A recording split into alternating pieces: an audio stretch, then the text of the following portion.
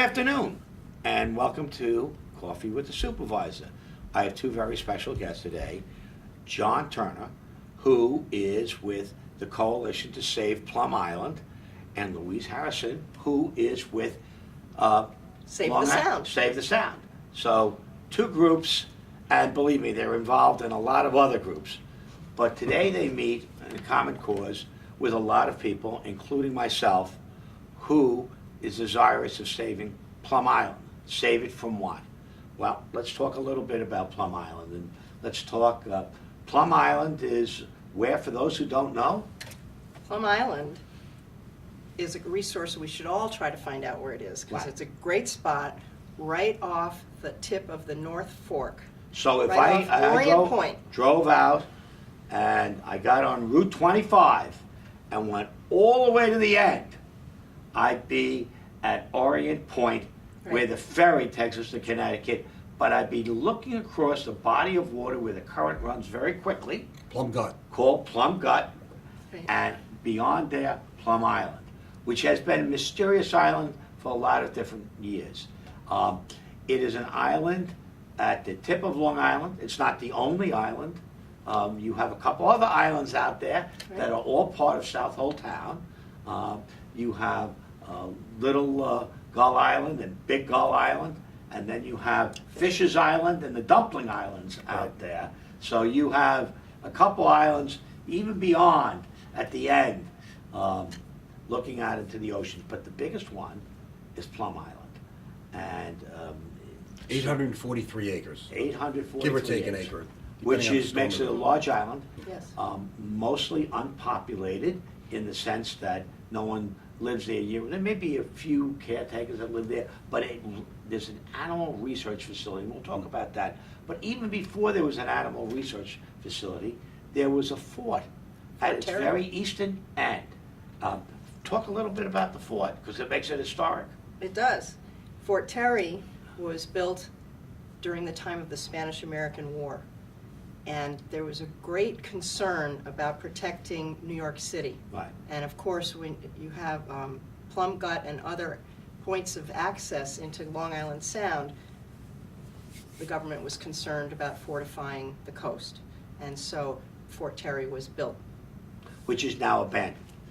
But for those who would like to know a little bit more, Nelson DeMille wrote a book called Plum Island. It's a novel.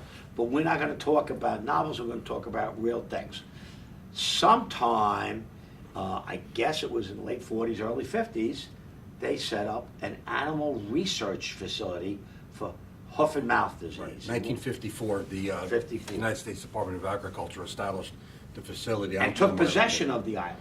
Yeah, it was a series of phases that they took possession, beginning, I believe, in 1899, and then consummating in the 1950s. But other for the purpose of putting that animal disease center, but other facility. research has been done. Other animal research, just not hoof and mouth disease. Swine fever. Swine fever, and a host of others, and then rumors that extend beyond that. Some people say there was Lyme disease came, but those are rumors. There's rumors. Right, that's rumors. But the truth is, that's a lab that tested for a lot of animal diseases. It is a lab that is off bounds to the main island. Right. They have a separate ferry Right. that leaves from Orient Point, not the Orient ferry that we take that goes to New London, but this goes just to Plum Island, and only employees. They employ about, what, 200 people? Oh, from Long Island there's 200, but another 200 come in from Connecticut. So I would say most of the 200 employees that go from Long Island are from Southold and Riverhead towns. Right. And the rest come from Connecticut. So it's an important source of employment for local residents. But, believe it or not, this animal research lab is going to close because the technology, the structures are outdated, and the federal government decided to build a level 4, is it? That's correct. A level 4 lab. That's right, Ed, but I wouldn't say it's outdated. They're still upgrading, even as we speak. Right, but it's state-of-the-art technology. I'm giving the federal point of view. But they do want, well, you know what, it's not capable of doing level 4 research, but it's perfectly state-of-the-art for doing what it does, which is level 3. Right. And that's research on diseases that go from animals to other animals. In fairness, I should say I was the county legislator before I was supervisor for Plum Island, and I Oh, yeah. strongly opposed Right. closing Plum Island. I strongly opposed also it going to level 4. What I wanted them to do is keep it open as a level 3, but they decided to build a level 4. I believe it's in Kansas. Manhattan, Kansas. Right. On the campus of the Kansas State University. Right. So as a result, they determined that this lab is no longer needed. And I assume over the next few years, they'll be moving out of this, and this will be an abandoned facility. That's the federal government's vision and proposal, which began about 8 years ago when there was legislation that was passed to put the island on a path to be sold, to move the facility and the operations from New York to Kansas, and to then have the General Services Administration, or the GSA, move to dispose of the island by selling it to a private sector and no longer being in the public domain. And Something we're strongly concerned about. The thing is that, forgetting the animal research lab, this is an island that has great wildlife, Mhm. rare wildlife. Mhm. It's something that really should be a nature preserve. I know Congressman Bishop, when he was in office, and now Congressman Zeldin, Mhm. have both opposed the sale because we're afraid that developers will come in and bulldoze the island, put up condos or golf courses or all types of craziness. Our senators also are concerned, as Yes. well as the Well, I'm senators sorry, from Schumer and- Connecticut. right, Connecticut, right. even Rhode Island now. Right. And, So- and Rhode Island as well. And there is a Everyone's coalition of concerned. federal officials that we have to rely on to help voice our concern. Mhm. Because everyone I speak to would love to save Plum Island. Mhm. We don't know Make it anybody a- who doesn't want to right, save Plum Make it Island. a nature preserve, and the developed portion, the cleanup cost would be enormous, by the way, for the Department of Agriculture, considering the animal research that they did there. There will be cleanup costs involved. I hope they're going to do They've done that. some cleanup there, but Yeah. they've certainly identified additional opportunities for cleanup on the island. But this would be a great, great situation Yeah. to allow wildlife to flourish, to let it stay in its natural state, and use it for other things. Tell us what you're proposing. Well, what we're proposing, and that's we being, again, the Preserve Plum Island Coalition, Right. which consists of... And save the sound. And Save the Sound, Right. 75-member organization now, Right. and growing almost daily. 75 Yeah. organizations, that's a lot. Yeah. And we're proposing that the Congress pass legislation to stop the sale, ultimately repeal the sale. I think Zeldin has legislation He to does. do that. To his credit, Congressman Zeldin has been a champion on this issue from the day he got in office, as was Congressman Bishop Bishop, before that. And last year, legislation that Congressman Zeldin introduced, got passed the House. Unfortunately, a bill passed in one house is like one hand clapping. It doesn't get you there. You Yeah. need both hands. So we need the Senate and we need the President. So he has reintroduced legislation to once again try to do that. And Senator Schumer and Senator Gillibrand, as well as the senators from Connecticut and other states joining on that legislation on the Senate side. A slightly different tack, Yeah. but everybody wants to preserve Plum Island. We We need a don't know anyone companion who bill, doesn't. though. Yeah. That's right. We need a companion bill. So let's say we're lucky enough to save it, and I hope it is. I hope it is. Because when I was a legislator, the GSA wanted to sell another island, Little Gull Island with the lighthouse. Right. And I It did went get there, sold. and I know. And I tried to get the county to buy it and make it part of the county park system. And the county turned me down at the time. Again, I was one out of 18 legislators raising a concern about a small little island in which gulls great.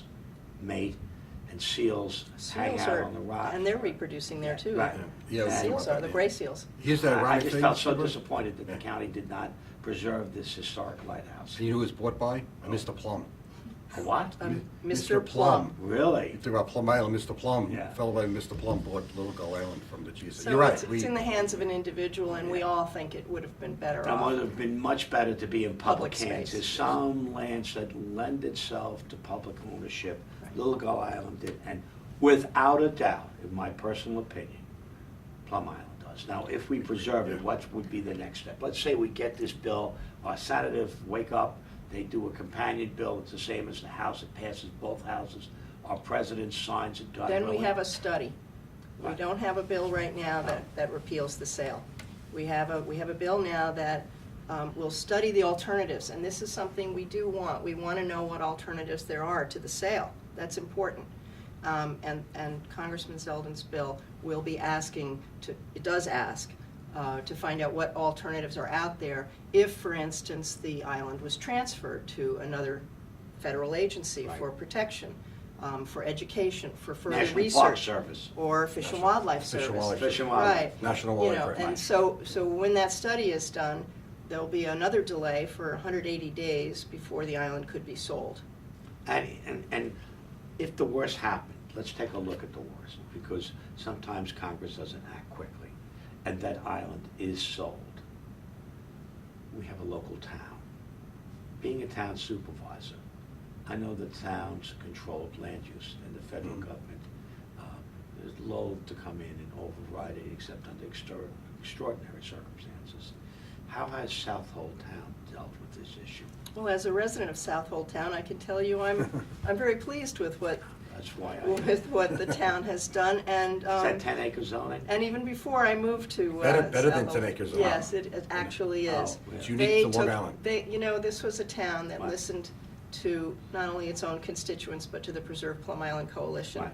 Our mission statement, by the way, John and Stella Miller from the Huntington Oyster Bay Audubon Society started the Preserve Plum Island Coalition. We owe John a lot of credit for that. Fortunately, John works part-time for the town of Brookhaven, does great work. He does. And he's involved in a lot of issues. Yes, he is. Too and- many? So, Well, right. and Save the Sound coordinates the coalition now because we have so many members and we keep things rolling. But back to Southold.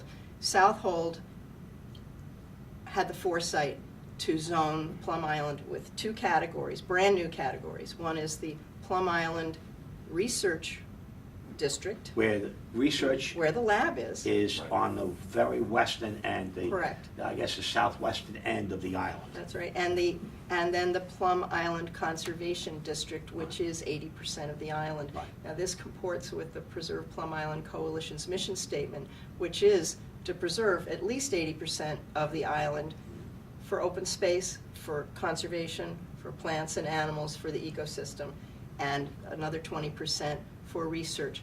And we go a step further in the coalition. We say, if it's impossible to bring research back there, if we try everything and it fails, then we would want to see that area restored and have the whole island be conserved. Sure, But we absolutely. do think there's a very good reuse, an Yeah, adaptive adaptive reuse, reuse right. for the island. Tell me some of the birds, Oh, animals, et cetera, that live there. Now, there's a pond on there. There is a isn't there? pond. It's a large, almost 80-acre wetland in the southwestern corner of the property that is a lot of people are focused on in terms of doing an inventory of what's found there. But I like to call the it. inventory, current inventory, what does it show in terms of? There's been two detailed biological / ecological inventories that have been done on the island.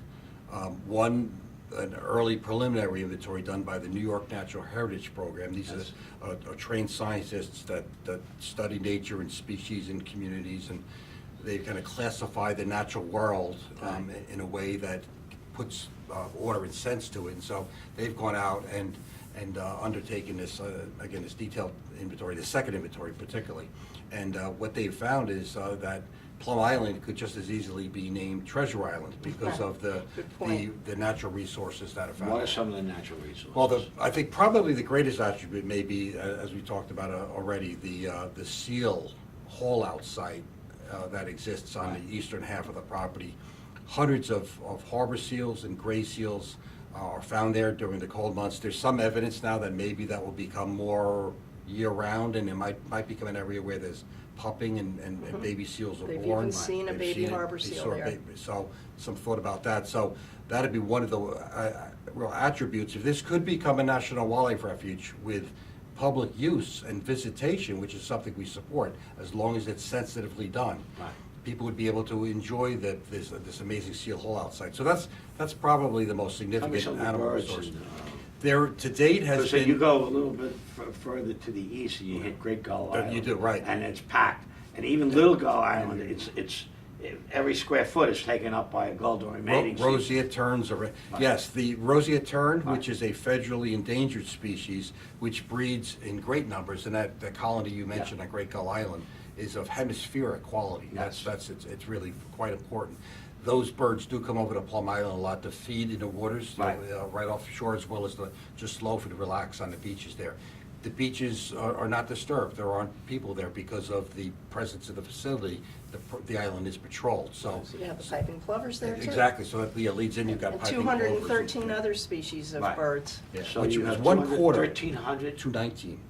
219 species of species, birds which use is the island. 1/4 of the species in the United States. In the North America, take the North American continent, Yeah. 1/4 of them have been seen on Plum Island, underscoring just how important it is from Yeah. a Wow, bird from perspective. from natural resources point of view, when you hear that type of statistic, you say, why would we want to bulldoze this island with development? Right. This sounds like a place, a very special place that we need to preserve. Supervisor, absolutely right. Your track record of preserving land, you get it. This is a property that should never move down the path towards privatization. No. It should be kept in the public arena. Like, so many properties that have been privately owned have been brought into the public Right. arena, like in the Pine Barrens and other places. Well, here's one that's owned by right. each The and public, every why would citizen. we, We should keep it that why way. would we privatize it if it's such a natural resource? Let me ask you something. There's a lot of people out here listening who will go to their atlas and look up where Plum Island is, or maybe take out the book, the novel, but in any event, there's a lot of people that, given a choice, would say, yeah, we should preserve this. This is a special place. How could they help you? How do they get involved?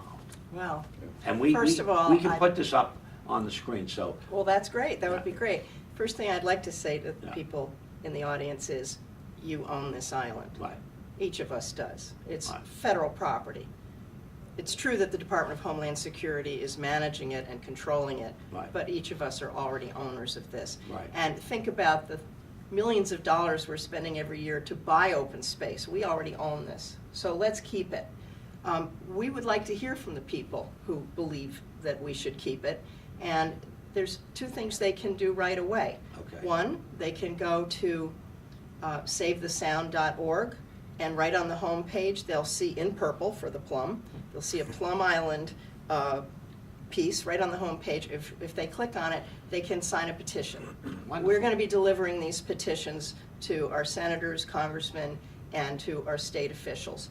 The other thing they can do right away, if they have their cell phone ready, is they can dial a text 22828 and type in the word environment. And they'll get right back a response that will ask for their email address, and we will keep them informed of everything that the You have a mailing Preserve. list. Right. It's the Preserve. email list, I The should Preserve Plum Island Coalition has news almost every week of one of our presentations or some inroad we've made with different decision makers, and we keep everybody informed. Thank you. And I'm sure there'll be a lot of people getting involved. I'm one of them. I may be the supervisor of Brookhaven, but I do remember being the legislator that represented that area. And the last thing I would want to see is that area developed. I think it should be a national wildlife If people want to refuge. become more informed too about it, is that there is also the coalition website, which is www.preserveplumisland.org. That's true. Now, that is in a process of being updated. Right.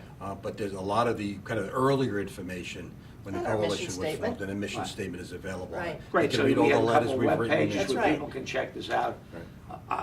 And a movie. Right, and a movie, which, Most by the exciting. way, May I talk about that for a moment? you certainly can, because that will lead us into, we are going to put this movie up on Channel 18. Be great. And what, I've seen it on my laptop. So, Viewers should get out the popcorn, right? yeah.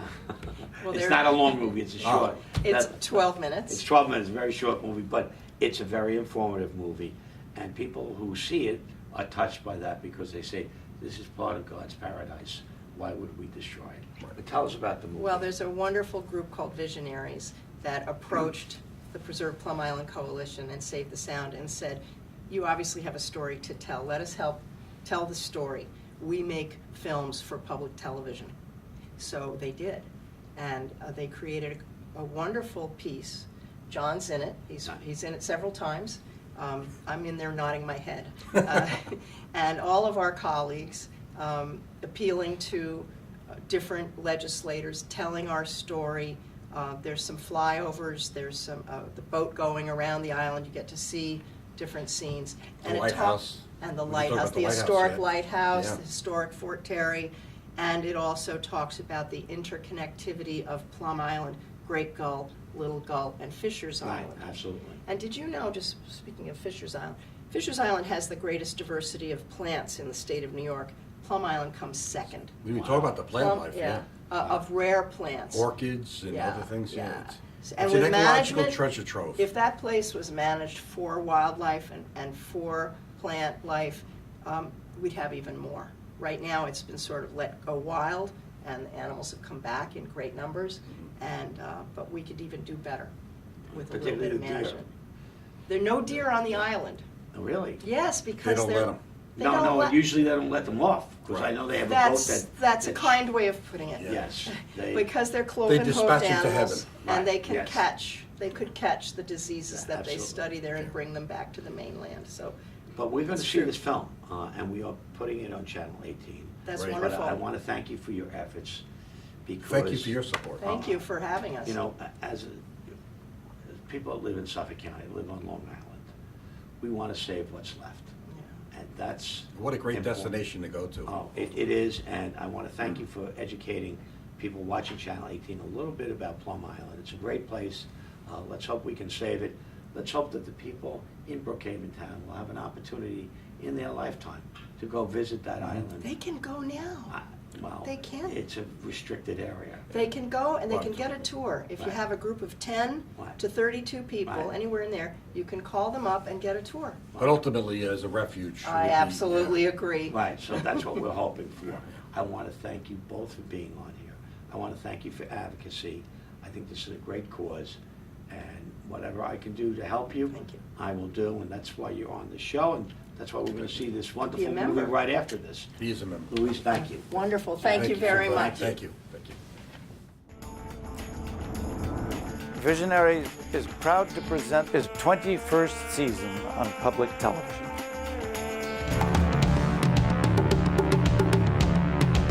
Sometimes you read the paper and watch the news, and it seems like there's more bad news than good in the world.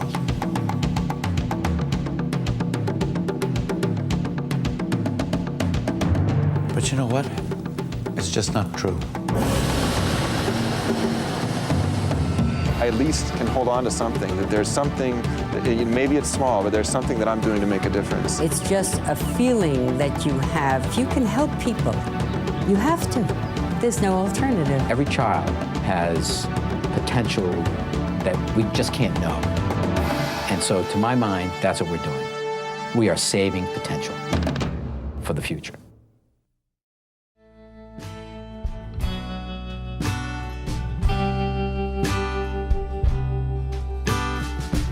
There's a land I can hear it speaking.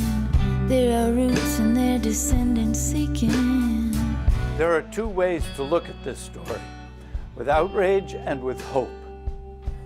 Just a mile off the coast of Long Island is one of the most environmentally important pieces of land on the East Coast. Over our shoulder here is Plum Island, and it is at the very tip of the North Fork of Long Island, just about 1.5 miles off of Orient Point. We're going straight through the gut, which is can be a very good fishing place. It also can be a treacherous and rough place because you have very swift currents here, up to 4 and 5 knots at sometimes. Its churning waters are alive with sea turtles, whales, and fish. This area supports some of the best fishing in the region. There's so few pristine places that have such critical habitat. Turning still among dead-end roads and grass upon the hills. Plum Island has everything from a freshwater marsh to rocky shore, and then you have seals and marine mammals and sea turtles who are migrating by as well. Peak of the winter, you can see hundreds of seals that are either swimming in the water around the rocks here or hauled out on the rocks. So if you come along Plum Island, you can see seals swimming like this harbor seal right here in front of us. It's really a gem in the Long Island Sound ecosystem to have this much of an island that is undeveloped, or at least relatively undeveloped, wild habitat for hundreds of different species of birds. To give you some context, people have been coming out here conducting bird censuses on a monthly basis for a number of years now. And they've documented, as of October of 2015, 219 species of birds. Most of this 3-mile long island has remained largely untouched. Its habitat provides refuge for migrating birds, the threatened piping plover and the endangered roseate tern. The good news is we, the people, already own it. The bad news is the government wants to auction it off to the highest bidder.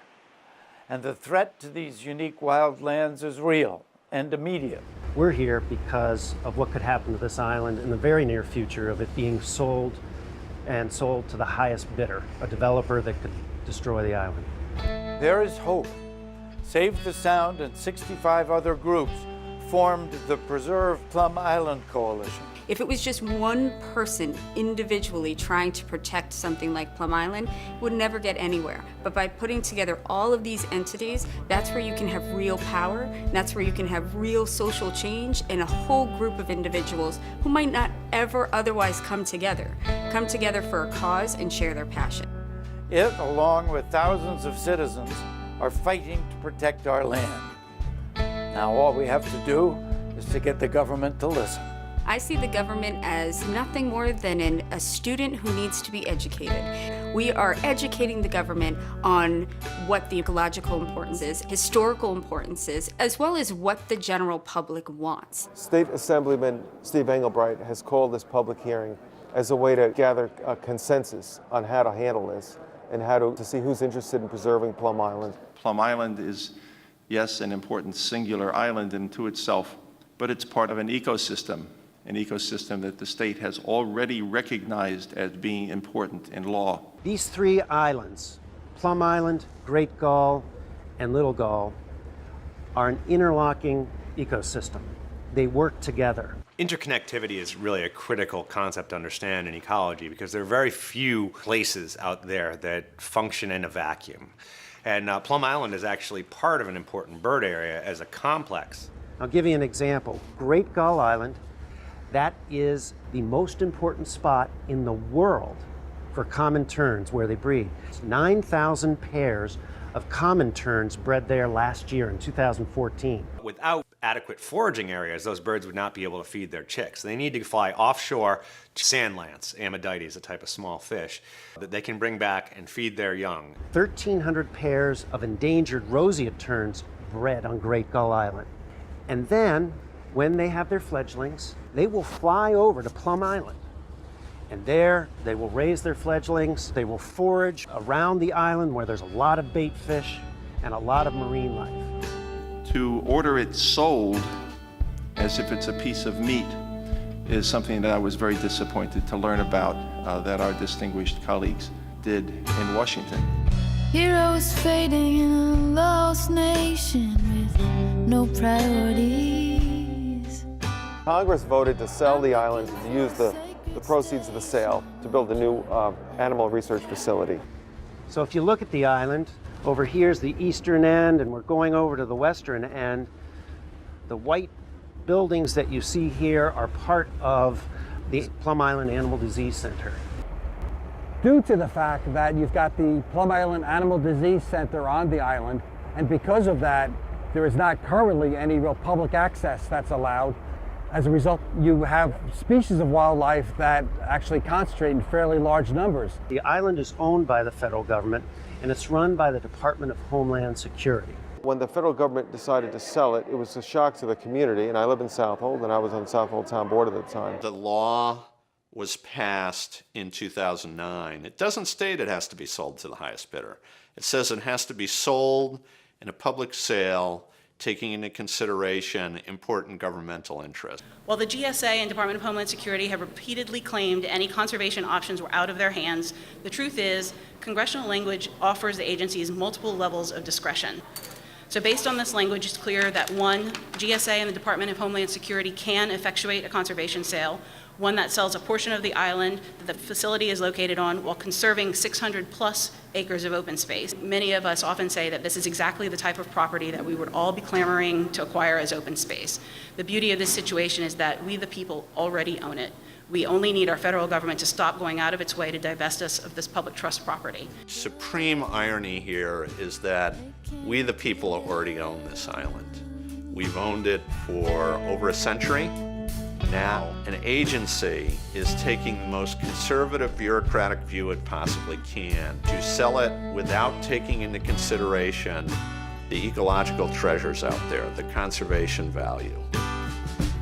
There's a land I can hear it speaking. There are roots and their descendants seeking.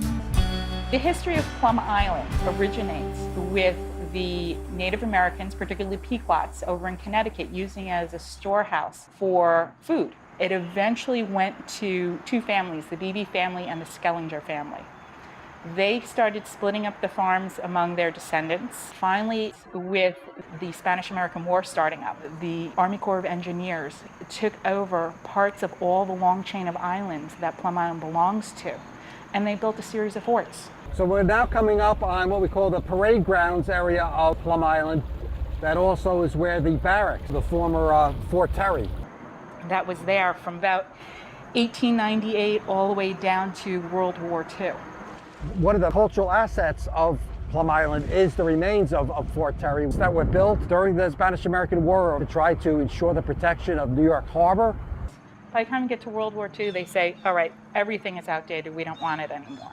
And so the Department of Agriculture took over the entire island to use it for hoof and mouth disease. Save the Sand and the wider coalition of all kinds of folks, from EPA and Department of Interior on down to many, many, many local groups and townships, are all saying the same thing together, which is an important governmental interest is in fact preserving the unique ecological treasure that Plum Island stands for.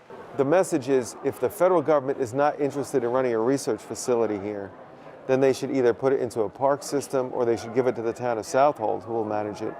In a perfect world, what we'd like to see happen is that the 80% portion of the island, 600 plus acres, that has been left undisturbed for the last 70 years, we would like to see that conserved and transferred to the U.S. Fish and Wildlife Service or another agency and protected.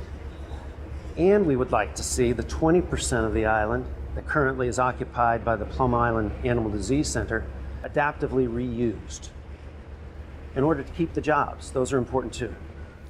Good afternoon, Assemblyman. My name is Adrienne Esposito. I'm the Executive Director of Citizens Campaign for the Environment. I'm not going to talk about all the environmental assets. We have New York State Audubon here who's going to do that. We have Randy from the Nature Conservancy. We have John Turner, a famous naturalist. They're going to tell you about the ecological assets of the island. I want to just focus on the public will. This is exactly the type of land we've been buying for the last 25 years.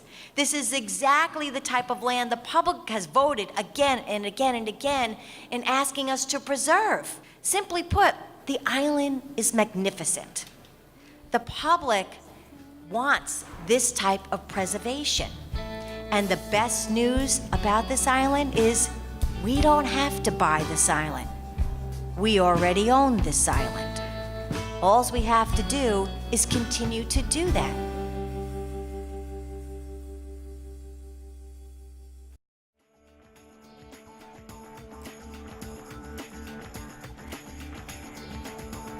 For the Visionaries, I'm Sam Waterston.